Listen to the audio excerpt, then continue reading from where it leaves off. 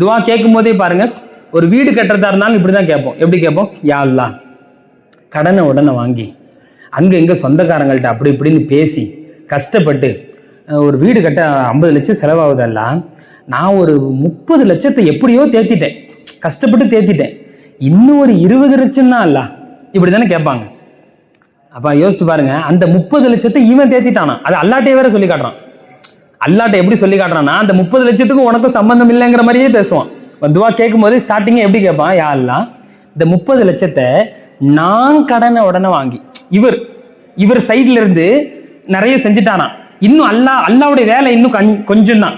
அல்ல, உனக்கு பெரிய வேலை எல்லாம் இல்லை, பெரிய வேலையை நான் பார்த்து முடிச்சிட்டேன். நீ இப்ப உன் வேலை என்னன்னா, இந்த ஜஸ்ட் ஒரு 5 லட்சம் 10 லட்சத்தை மட்டும் எக்ஸ்ட்ரா கொஞ்சம் கொடுத்தீங்கன்னா நான் வீட்டை கட்டி முடிச்சிருவேன், என்ன சொல்ற? அப்படிங்கிற மாதிரியே இவருடைய துவாவெல்லாம் இருக்கும். யா அல்லாஹ், 30 லட்சம் 40 லட்சத்தை நான் ரெடி பண்ணிட்டேன்.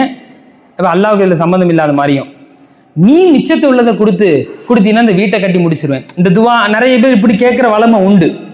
நபிமார்களுடைய வரலாற்றில் இந்த துவாவுக்கு அப்படியே ஆப்போசிட்டா இருக்கு. எப்படி கேட்கணும்? அந்த 30 லட்சத்தையும் யா அல்லாஹ் கடனை கொடுக்க வச்சது நீதான், எனக்கு இந்த 30 லட்சத்தை கொடுத்தது ரப்பே நீதான், இருக்கிற 20 லட்சத்தையும் நீதான் கொடுக்கணும், உன்னைய விட்டு நான் எங்க போறேன், உன்னைய விட்டா வேற யார் எனக்கு இருக்கிறா, இப்படிங்கிற ஒரு மிகப்பெரிய படிப்பினை இருக்கு இல்லையா? இது இந்த நபிமார்களின் வரலாறுகளின் மூலமாக நமக்கு கிடைக்கும்.